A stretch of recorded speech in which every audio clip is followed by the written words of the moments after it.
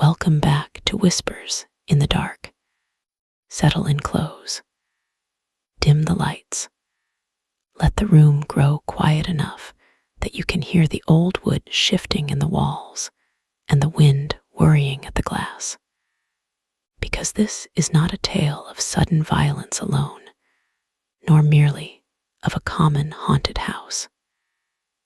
It is the story of a clever young scholar who trusted his nerves more than his soul, who laughed at ancient warnings, and who chose to spend his nights beneath the gaze of a dead man whose very profession had been terror. This is the story of Malcolm and the judge's house. Now let's begin. When the time for his examination drew near, Malcolm resolved to remove himself from all distraction. He was a student of severe habits, ambitious, intelligent, and deeply practical. There was in him that quality so often admired in young men, and so often fatal in ghost stories, namely the conviction that whatever he could not weigh, calculate, prove, or dismiss with reason was beneath his notice. He had worked hard for months, but the nearness of his examination gave rise to an anxiety sharper than ordinary diligence could soothe. He feared interruption. He feared society. He feared pleasure perhaps more than loneliness.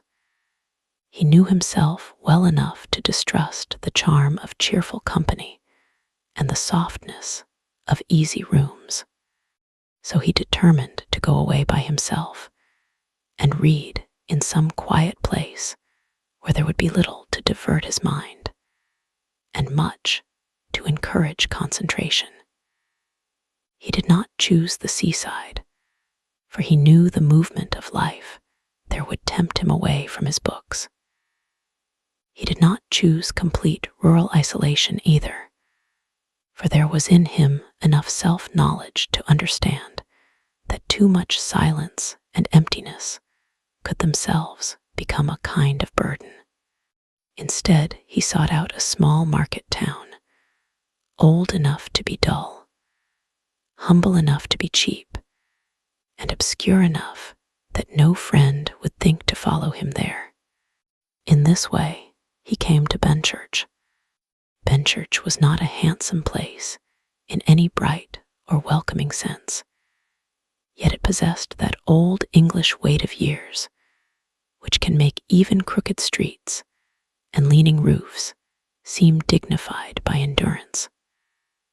The houses huddled together as though for warmth against the weather, their upper stories bowing over narrow lanes. Small shop windows stared out with dusty eyes. The church tower watched the town like a bent old sentinel. The place had an air of being left behind by progress, and somewhat content to remain so. By day there were market carts, a little bargaining, some gossip, a clatter of hoofs, and the smell of earth and produce. But beneath this common life there seemed to lie a reserve, a reluctance, an old caution. The people looked at strangers with interest, yet with something else besides. Their eyes were not merely curious, they were measuring. Malcolm, however, saw in Benchurch exactly what he wanted. He arrived with his books, his papers, and his confidence, and from the first hour believed he had chosen wisely. From the post office, he learned the name of the local agent, Mr. Carnford, an elderly lawyer of genial habits and soft speech.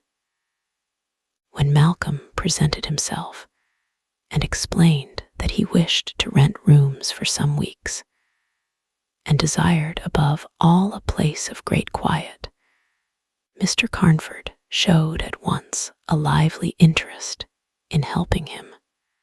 That interest increased to something like delight when Malcolm added that he would not object to an old house, a somewhat neglected lodging, or a place avoided by fussier tenants.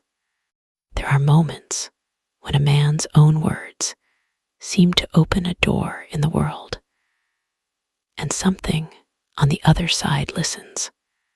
Mr. Carnford leaned back in his chair and studied the young man with bright, cautious eyes. There was, he said, just such a place. It stood a little apart from the more frequented portions of the town, behind a high wall and within grounds that had once been impressive. It was an old Jacobean house, large, grim, and long unoccupied. Its windows were small and high. Its masonry was darkened with age and weather. The garden had run half wild, and though there were still shapes of former order in its paths and hedges, nature had begun patiently to repossess what man had forgotten. The house, he admitted, had a certain reputation. There existed, as he called it, an absurd prejudice against it. Few would willingly sleep there. Fewer still would remain. Malcolm smiled. He was exactly the kind of listener for whom the phrase absurd prejudice had been invented. Reputation meant noise and superstition. Desertion meant peace. And the idea that the place stood half empty and mostly unwanted only made it more attractive to him. Mr. Carnford, perceiving perhaps both the folly and the firmness of youth, did not press the matter. He arranged the lease.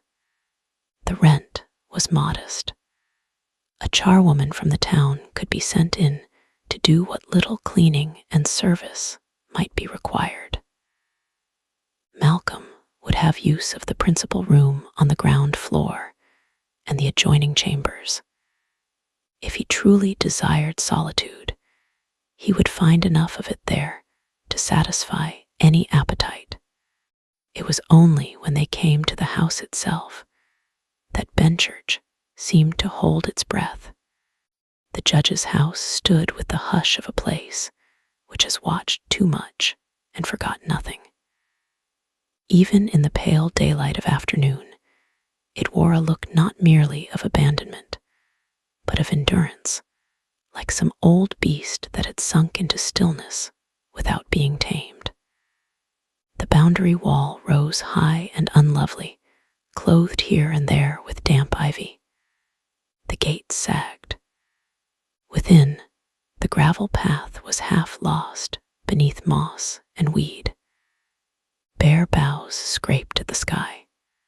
The windows looked inwardly dark, as though the light entering them were swallowed and kept.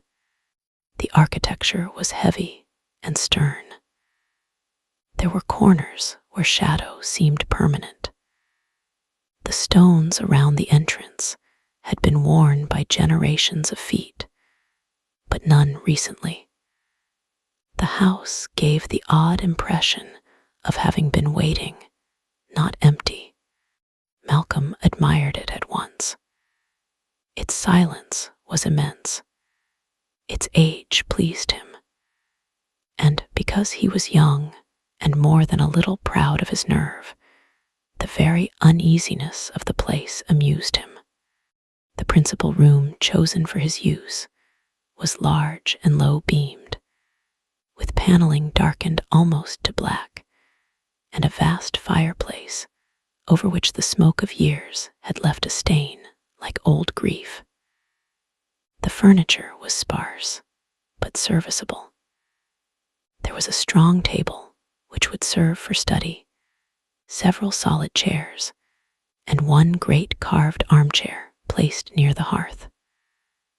On one wall hung a large portrait so begrimed with dust and neglect that its subject could scarcely be made out at first glance. From the ceiling near, the fireplace descended a rope, thick and old, which passed upward into the darkness above. Malcolm asked about it. The answer was simple enough.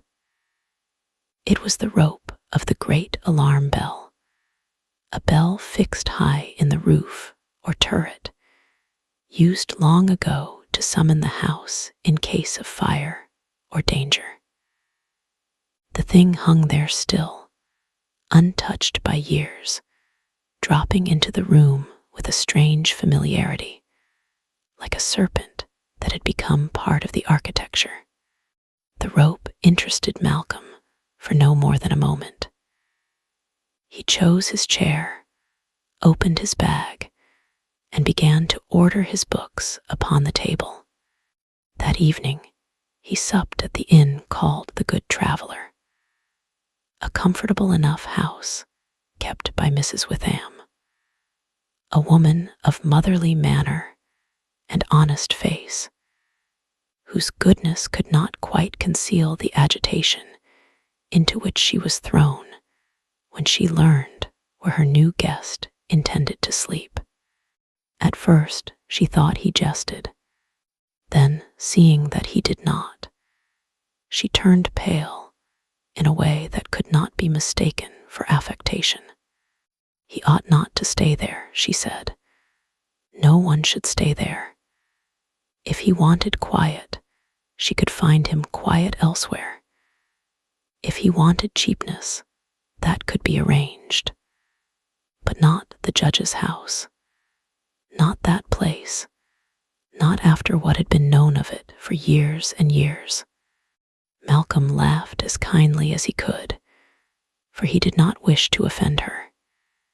He asked what was wrong with the house. Was it damp? Was it unsafe? Did tramps break in? Was there some practical inconvenience which country folk had dressed up in ghostly nonsense? Mrs. Witham crossed herself in the old hidden fashion of those who deny superstition while secretly practicing it. It was once the home, she told him, of a judge, a man dreaded far beyond Benchurch and remembered long after his death. He had been hard in the law and cruel in temper. Men said he did not merely sentence the condemned, but enjoyed it.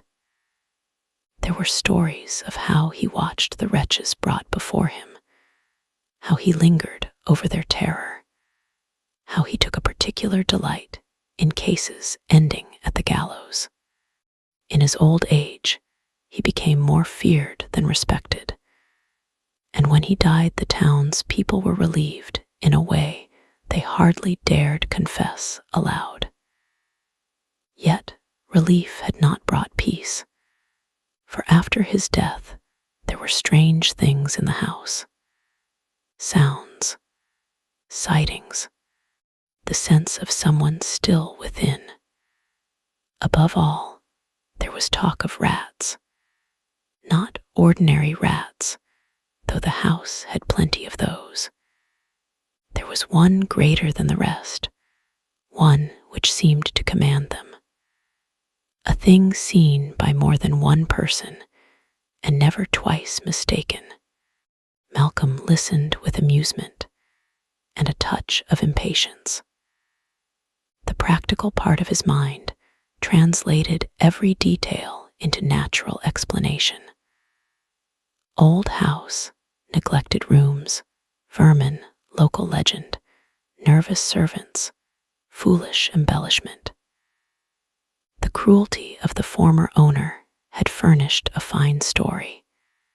Every creak since then had become evidence. Mrs. Witham saw that he would not be moved. She pleaded still, almost tearfully. He answered with gentleness, but with increasing firmness. He thanked her for her concern. He promised to be careful. He declared that a scholar with Euclid and logarithms for company need fear neither judge nor rat. At last she could do no more. Yet when he rose to return to the house, she pressed him to take an extra lamp, some food, and a flask of wine. Her hands shook as she arranged these things. Watching her, Malcolm might perhaps have felt the faintest stir of unease, for there is something disquieting in seeing sincere terror where one expected mere rustic theatrics. But his vanity came to his rescue. He would show them all how nonsense vanished before a calm mind. He went back through the darkening streets, with his books under one arm and the lamp swinging from his hand. Night had settled over Benchurch by the time he entered the judge's house. The silence inside differed from the silence outside. Beyond the walls there was wind, an occasional distant voice, some faint trace of life. Within, there was only enclosure, thickness, and oppressive stillness broken now, and then by the minute settling noises of ancient timber and stone. He lit his lamp, and then another. Golden circles of light spread over the table, the floorboards, the fireplace, and a portion of the paneling, while the upper corners of the room remained in gloom. The rope of the alarm bell descended through that gloom in a pale vertical line, motionless and patient. Malcolm set to work. For some hours he read well. The quiet was indeed profound. The house seemed made for concentration. Even the depth of its silence acted at first like a shield around thought. He forgot Mrs. Watham's agitation. He forgot the judge. He forgot all but propositions, symbols, and the stern comfort of mental labor. It was around 11 o'clock when he first noticed the rats. At the beginning, it was little more than a muffled scurry behind the wainscoting, a faint, rapid scratching within the walls. Soon another answered it, then many. The whole room seemed gradually to wake with hidden life.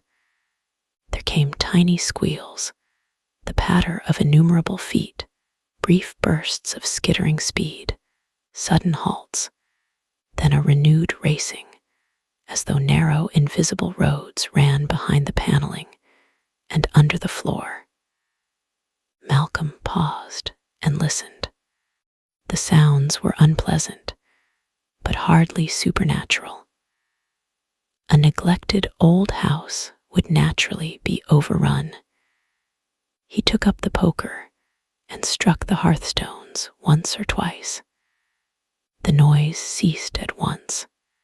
He smiled and returned to his books. A quarter of an hour later, it began again, louder than before. The creatures were growing bolder. Their movement seemed concentrated toward the far side of the room, then dispersed, then concentrated again. Once he heard what might have been teeth gnawing wood. Another time, there came a soft, showering trickle within the wall, as though dust had fallen from some hole. Again, he struck the floor with the poker and listened to the startled silence. Then, without warning, every sound stopped. The cessation was so complete that it felt less like quiet than like expectation. Malcolm looked up from his table. There, in the great carved chair by the fireplace, sat a rat. For an instant, he did not understand what he saw, because the creature exceeded all natural proportion. It was monstrous, not in the sense of impossible size, but in the sense of being just large enough to offend belief without quite surpassing it. Its body was lean, dark, sinewed. Its fur looked coarse and oily in the lamplight. Its tail lay in a slow curve over the worn wood of the chair arm, but it was the head and eyes that held him. The eyes were not bright with ordinary animal wariness. They had a fixed, malignant steadiness, a sort of conscious contempt. They regarded him as one person might regard another, whom he measured and disliked. Malcolm rose with an exclamation and snatched up the poker. The rat did not spring away at once. It remained where it was, watching him with insolent composure. Only when he advanced within striking distance did it move. Then it leapt lightly from the chair, crossed the room with astonishing speed, and began climbing the alarm bell rope. Its body ran up the hanging line as though it were a path long used. In another second, it had vanished into the dark above. Malcolm stood beneath the rope, breathing fast, the poker still raised. Then reason returned. It was only a rat. A large one perhaps, but country houses bred strange vermin. As for the eyes, the stillness, the effect of intelligence, these were exaggerations of the nerves. He laughed aloud, though a little harshly, and sat down again. Still, he did not work quite so well after that. The next morning he mentioned the matter at the Good Trevulk. Mrs. Witham went white to the lips. When he described the rat and its eyes, she clasped her hands and whispered that it must be the old devil himself. Malcolm, who considered such language unfortunate in a sensible woman, tried to reassure her. Yet, when she urged him once more to quit the house, he found himself less amused than before and more determined to resist what he now regarded as a kind of emotional contagion. During the day, the house seemed harmless. Sunlight, though weak and wintry, entered the windows and drove the corners back into ordinary shape. Malcolm walked about the grounds, noticed the neglected beauty of the place, and congratulated himself on possessing a refuge almost ideal for his purpose. He asked that the charwoman, Mrs. Dumpsta, be sent in to clean more thoroughly, especially the great portrait in the study room, which still intrigued him by its obscurity. Mrs. Dumpsta arrived in the afternoon, a capable woman, weathered by labor, and endowed with that double nature so common among the country poor, practical in action, yet deeply credulous in imagination. She scrubbed, dusted, muttered, and crossed herself now and again when she thought herself unobserved. When Malcolm directed her attention to the portrait, she hesitated, looked over her shoulder, and asked whether he truly wished it done. He answered that he did. What was the use of a picture? No one could see. With visible reluctance, she set about cleaning the canvas. Under the layers of grime, there emerged by degrees the likeness of a man seated in a dark robe upon the very carved chair that still stood in the room. The painter had captured not merely the features, but the moral atmosphere of the subject. The face was spare and hard. The nose was hooked.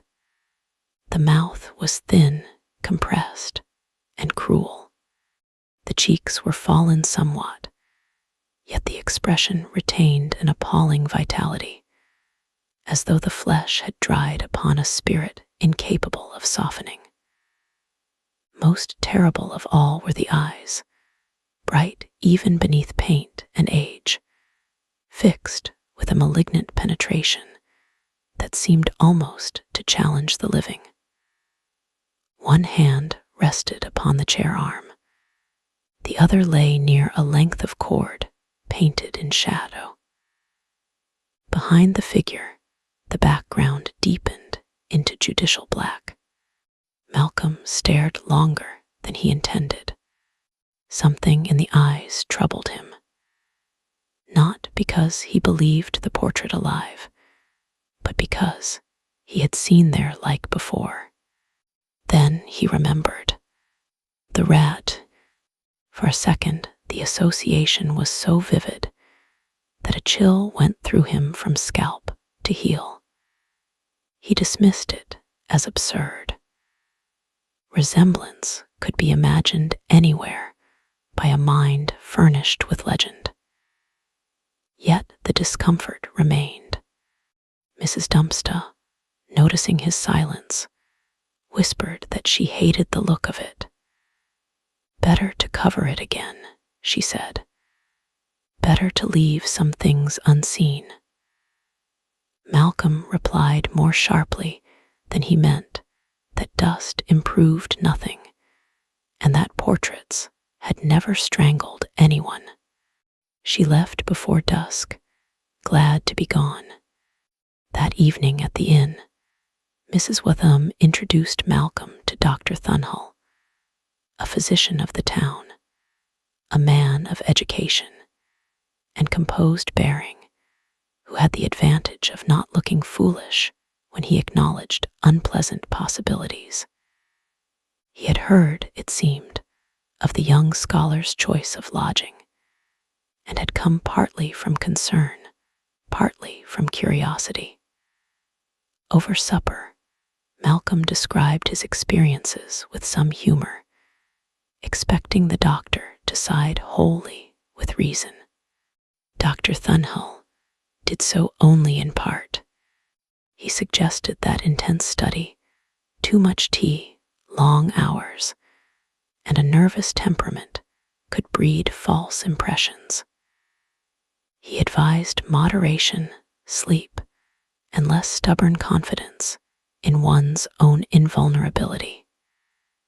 Yet, when Malcolm mentioned the bell rope and the portrait, the doctor's expression changed. He asked whether Malcolm knew the history attached to that rope. Malcolm said no. Dr. Thornhill then told him quietly that local tradition held the rope to be no ordinary bell pull. It had once, according to long-standing belief, been cut from the very gallows rope employed by the judge's own hangman.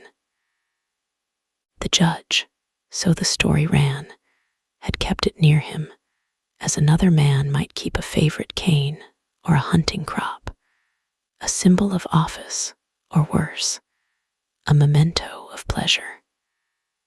Whether every detail was true, the doctor would not swear, but the tradition had deep roots, and certain old records lent it an uncomfortable probability. Malcolm could not help laughing, though the laughter rang thin. A hangman's rope hanging in the room where he studied. Very picturesque, very well suited to frighten servants and children. Dr. Thornhill did not laugh. He only said that if Malcolm insisted on remaining, he should at least preserve his balance. No excess of work, no stimulants, no contempt for warning merely because it came from those less educated than himself. There are conditions of the mind, said the doctor, in which suggestion and environment may unite to produce dangerous impressions. One need not believe in ghosts to respect fear. Malcolm thanked him and promised prudence. But as he walked back to the house beneath a rising wind, the doctor's final glance disturbed him more than the story itself. The second night proved worse than the first. The rats began earlier. The room seemed alive with them before Malcolm had well settled to work. Behind the walls, they ran as though driven. Above the ceiling, they pattered like rain of claws. At times, the sound massed in one portion of the room with almost military order, then scattered in confusion. Again and again, Malcolm struck the floor, threw bits of coal toward the paneling, or shouted aloud. The noises would cease for a breath and recommence from another quarter. At length, as on the night before, there came the sudden universal silence. Malcolm did not look up at once. He knew what he expected to see, and pride resisted the knowledge. When he did raise his eyes, the great rat was there again upon the carved chair, sitting beneath the portrait of the judge, as if to complete some hideous symmetry. The lamplight showed the curve of its spine, the tense forepaws, the whiskers lifted in ugly alertness, the long yellowish incisors just visible where the lips drew back. But again, the eyes were worst. They watched him with a hatred too steady for a beast. This time he hurled not the poker, but a heavy book, his book of logarithms. The rat sprang aside with astonishing quickness. The volume struck the chair and fell. Instantly, the creature ran to the bell rope and climbed, its claws making the faintest dry scratching sound as they gripped the old fibers. Malcolm followed and saw it vanish once more above. He stood beneath the rope, his face hot with anger. Very well then. If the rope was its road, the rope might also be its trap. By moving a table and chair and experimenting with the slack, he contrived a loop, and running not meant to catch the animal if it descended carelessly. As he handled the rope, he was struck by its softness and pliancy despite its age. The old strands seemed almost greasy to the touch, worn by use long before the bell had ceased to ring. More than once he thought how easily such a rope might serve for other purposes. The thought came and stayed with him in a most disagreeable fashion. You could hang a man with it. He released the idea with irritation and returned to his books. Hours passed. The rat reappeared twice, each time evading his attempts to strike it. Once it descended almost to the trap, looked at it, and retreated as if in mockery.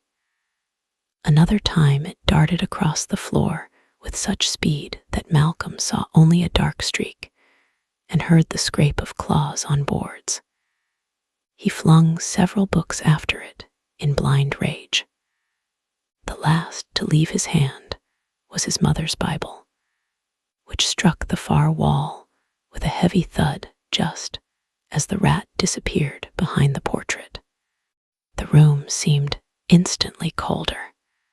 Malcolm stared at the fallen Bible with a shame he could not explain even to himself. It was not that he was a devout man in any showy or sentimental sense, but there are objects linked with childhood and love which, when mishandled, make one suddenly aware of invisible protections withdrawn.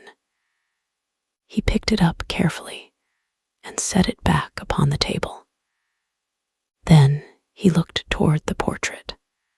Behind it then, the rat had passed behind it. He told himself this only meant there was space between the canvas and the wall.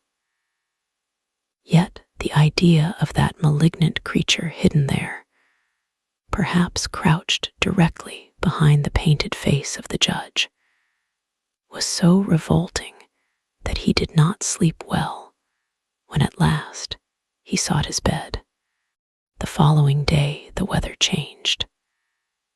By afternoon, a hard wind had come up, and the sky had the look of heavy storm. The branches in the grounds bent and shivered. Loose leaves spun like frightened things across the path. Above the house, clouds packed themselves in long, bruised layers, and the very light seemed to thicken with foreboding. Mrs. Dempster came to clean and fled early. She would not remain after sunset for any money. Mrs. Witham at the inn was almost in tears when Malcolm announced he would still sleep there that night. Dr. Thornhill urged him once more to leave the house at least until after the storm. Malcolm, irritated by what he now regarded as a conspiracy of nerves, refused. He would not be driven out by old wives, weather, or vermin. There was work to be done, and he meant to do it. Before he left the inn, Dr. Thornhill detained him privately. If anything disturbed him in the night, the doctor said, if there came fear or confusion or anything beyond ordinary endurance, he had only to pull the bell rope. The sound would carry far in the stillness between gusts. The doctor himself, who had reasons for uneasiness, meant to remain alert. Malcolm thanked him, more touched than he admitted, and went back once more to the judge's house. The storm broke in earnest not long after dark. Rain beat upon the windows in sudden violent sheets. The wind rushed around the corners and down the chimneys with tones that seemed at moments almost human. It moaned, muttered, shrieked, and then fell for an instant into a listening hush before assaulting the house anew. Old timbers answered with groans. The casements trembled. Now and then some branch scraped the outer wall with a dragging sound like nails. Within the study, the lamp light looked smaller than before, pressed back on every side by vast, moving darkness.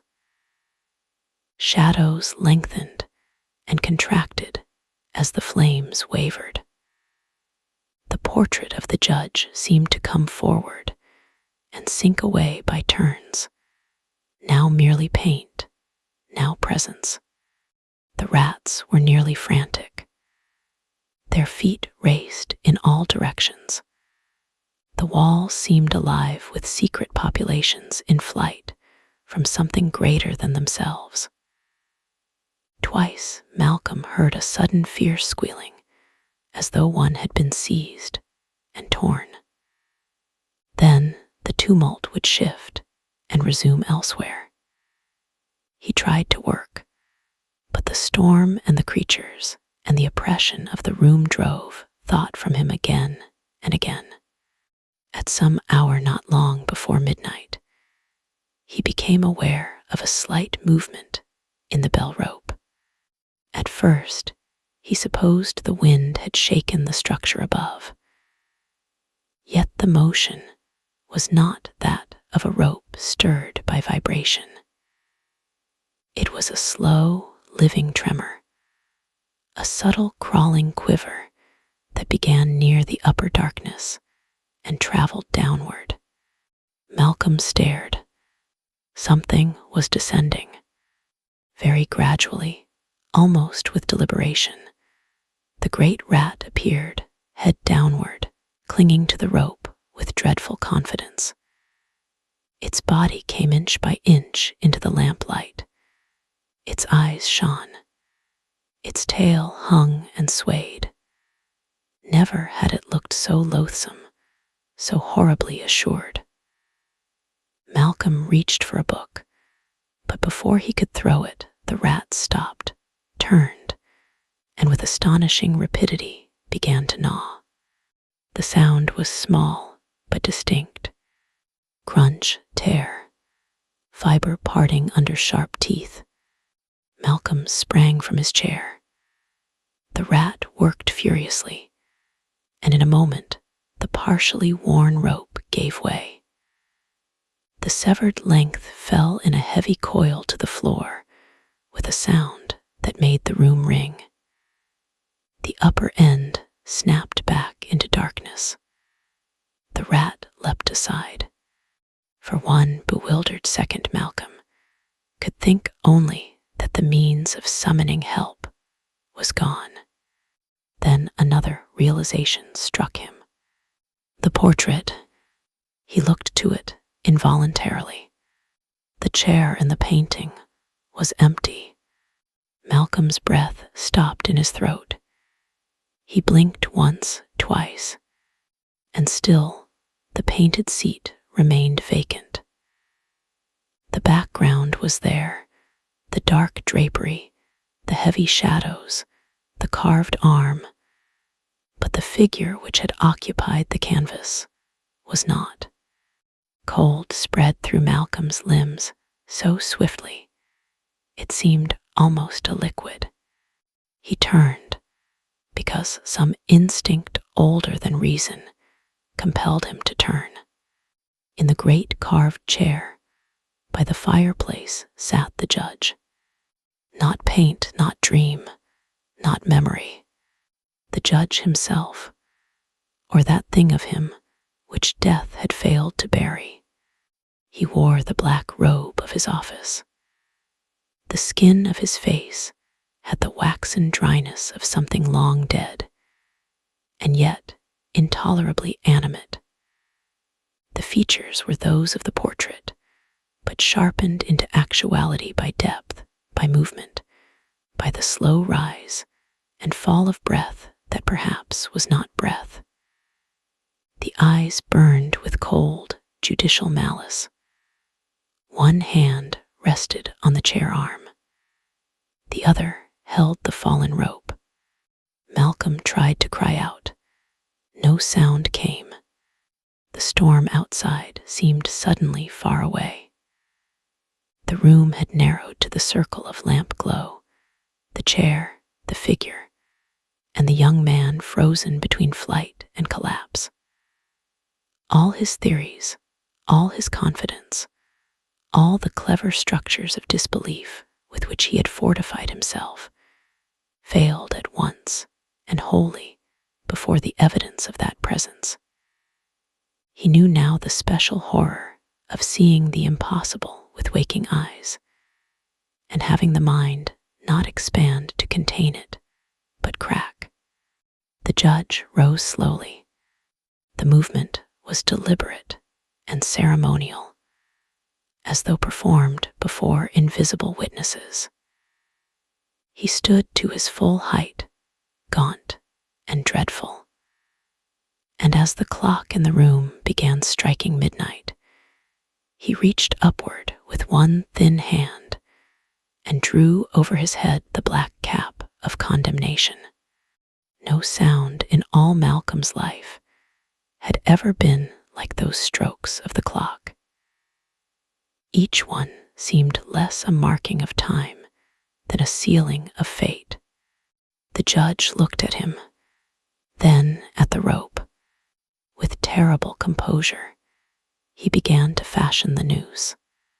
His fingers, long and pale and dry as roots, worked expertly. Twist, draw, fold, tighten. The fibers slid over themselves with a faint serpentine whisper. Malcolm saw the loop take shape and knew with perfect certainty what it meant.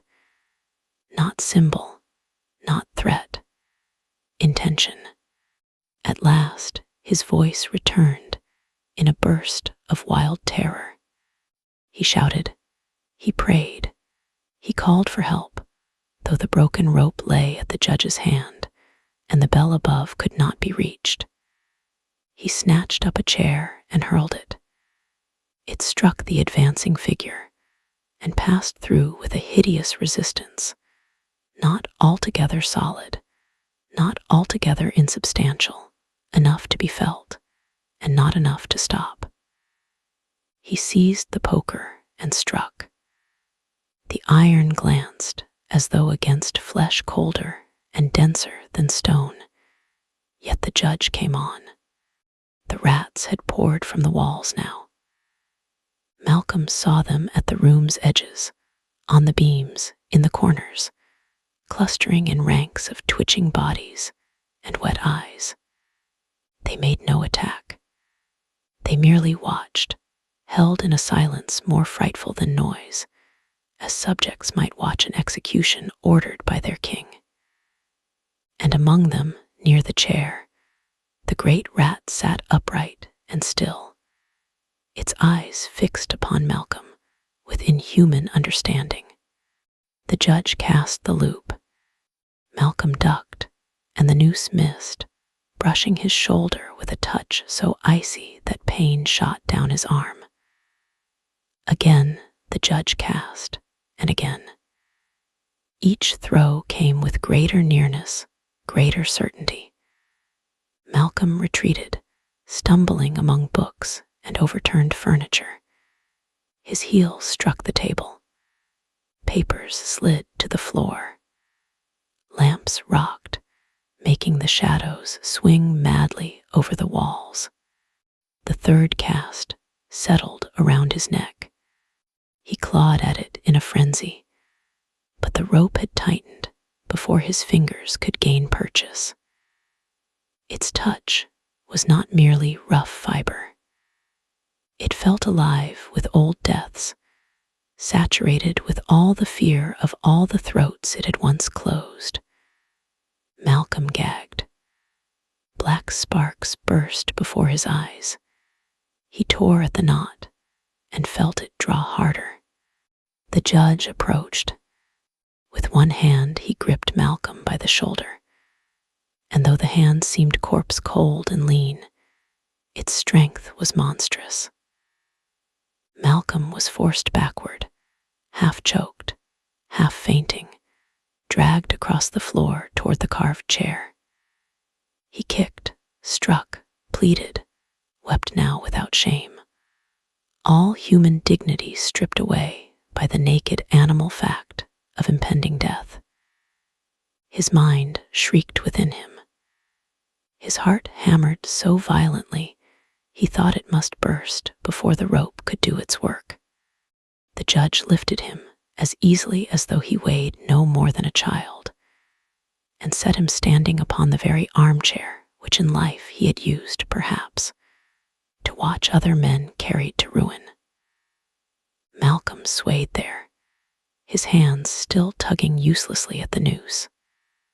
The bell rope, severed below, yet retained enough upper length that the judge could fasten its end about a projecting iron, and then over the beam with ghastly skill. The loop drew upward. Malcolm's toes slipped against the polished wood. For one instant, the judge paused with his face close to Malcolm's. The dead eyes shone with a satisfaction so infernal, so ancient, so judicially calm, that Malcolm understood in the final recess of his terror that this spirit had not merely come to kill. It had come to condemn, to repeat in death the office it had loved in life. Then the judge gave the chair a single hard thrust. It toppled backward and away. The rope snapped taut. Malcolm dropped. The noose closed with brutal finality beneath the angle of the jaw. Agony unlike anything human language can comfortably carry ripped through him. There was an explosive roaring in his head. His body convulsed in reflexive, horrible struggle. His legs beat the air. His hands clawed at the rope, tearing skin, breaking nails.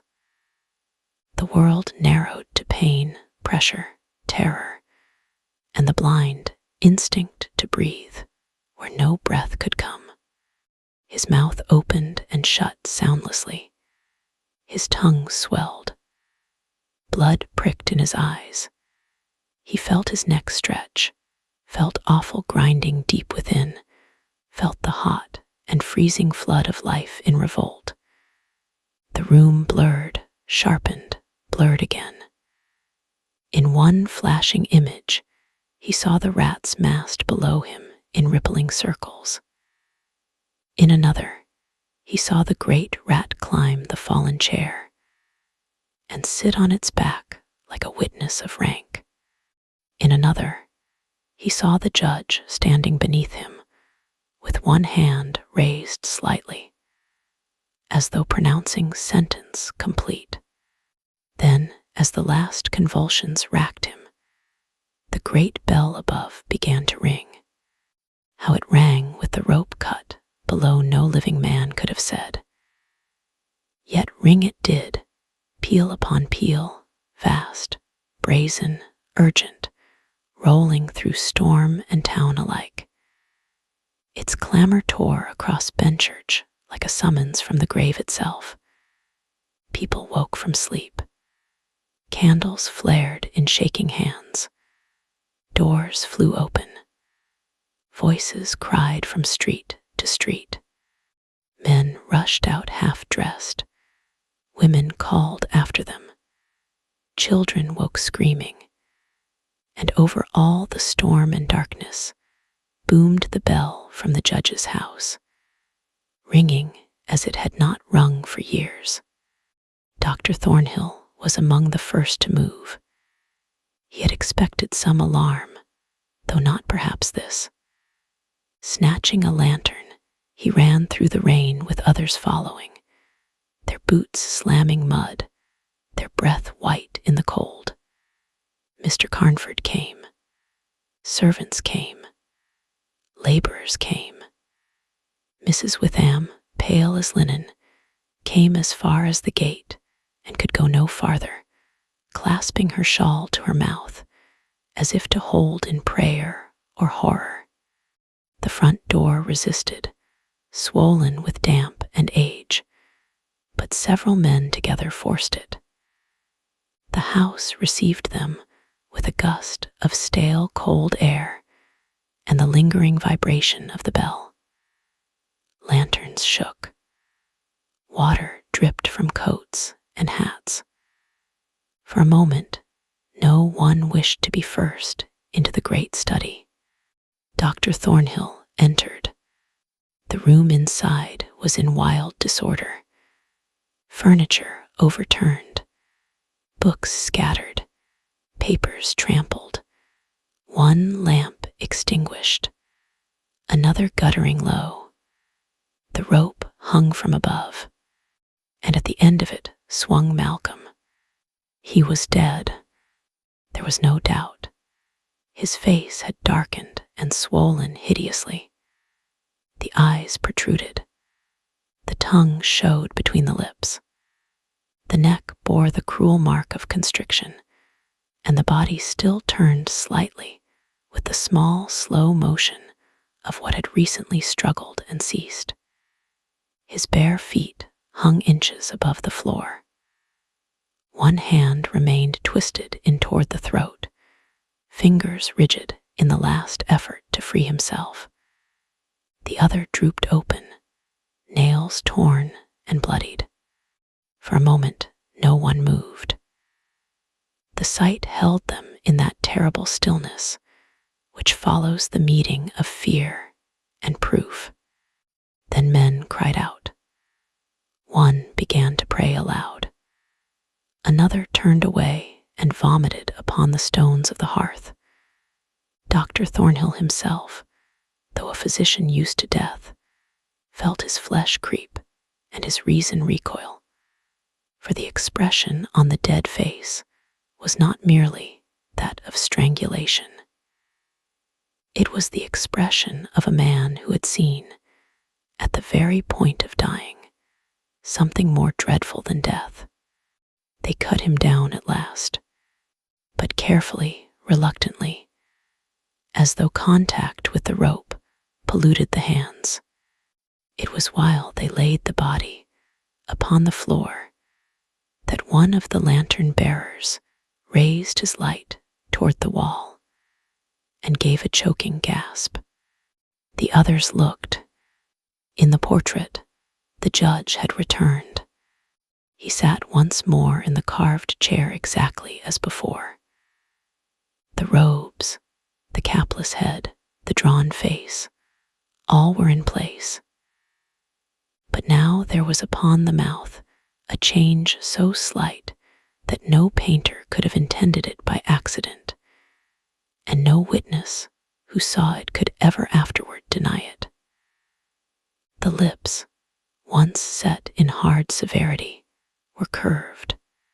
The judge was smiling, not broadly, not vulgarly.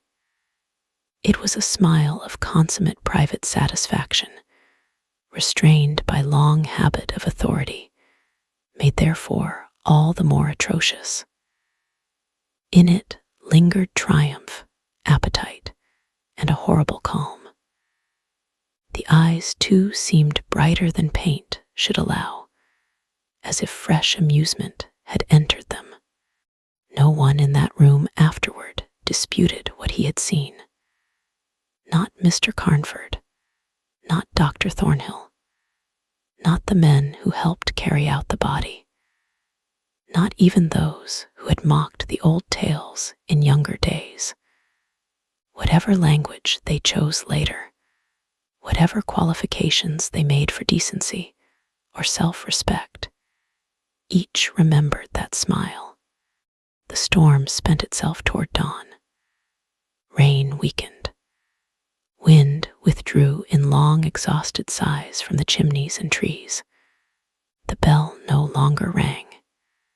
In the paling light of morning, the judge's house stood wet and still, its windows blind, its roof black against a whitening sky. It might have been any old house then, any silent shell of stone. But the people of Benchurch gave it a wider distance than before. Those who had once spoken of it in lowered voices now spoke of it scarcely at all. Malcolm was laid out decently, and all that could be done by human hands was done. Yet nothing could restore him to the bright certainty with which he had first entered the town, nor remove from memory the image of him hanging in that room with the marks of terror stamped forever on his ruined face. Some insisted afterward that his death must somehow be explained by natural means. They spoke of delirium, of self-destruction in a state of frenzy, of accident under nervous collapse. The rope had been there. The storm had unsettled him. The stories had preyed on his imagination. Such explanations satisfied those who had not stood beneath the portrait. They satisfied none who had. Dr. Thornhill never again referred lightly to nerves when the subject of old houses and old crimes arose. Mr. Carnford was heard more than once to say that certain properties ought not to be leased, however legal the arrangement. Mrs. Witham lit candles for Malcolm's soul. Mrs. Dempster would not pass the boundary wall after sunset for the rest of her life, and children in Benchurch, hearing fragments of the story from parents who wished to frighten them into obedience, grew to fear, above all else, not the common rat in the lane or granary, but the thought of one larger than a cat, with baleful eyes and a man's malice in them, waiting where the bell rope dropped through darkness. As for the house, it fell once more into disuse. Seasons passed over it. Winters blackened the stone. Springs brought brief green pity to the garden. Summers warmed the roof. Autumns filled the gutters with leaves. Yet none of these softened it. Empty places do not always become harmless with time. Sometimes they settle more deeply into themselves, like wounds closing over corruption. The judge's house remained what it had long been, a vessel in which an old cruelty still moved. There were tales, naturally, because such places breed them as marshes breed mist. A laborer sheltering from rain near the wall swore he heard a bell far above him give one single muffled stroke, though no one had touched the rope in years. A boy chasing a stray dog through the grounds fled out white-faced, claiming he had seen a rat of monstrous size sitting in an upper window with eyes like coals. A pair of workmen sent to inspect the roof came down before their task was done and refused to climb again, saying only that there was something wrong in the great room, something that made the hair crawl on the neck and the legs weaken as if the body itself knew a hanging place. Whether these were all true matters less than this. No one remained in the judge's house after nightfall, and perhaps that is wisdom, for there are men whose sins survive them only in memory, and there are others whose passions so soak the air around them that death cannot fully drain the stain away. The judge had loved judgment without mercy. He had delighted in fear, in sentence, in the tightening cord, in the helpless convulsion of condemned flesh. Such a spirit, if it kept any shape beyond the grave, would not wander meadows or churchyards in harmless melancholy. It would return to its instrument, to its chamber, to the seat from which it watched suffering, to the rope. And if a clever young student, full of reason and contempt, should come smiling into that chamber and make light of old terrors, perhaps the dead would find in him not merely a victim, but an opportunity, a fresh throat for an ancient loop, a new soul to remind the living that some evils are not ended by burial.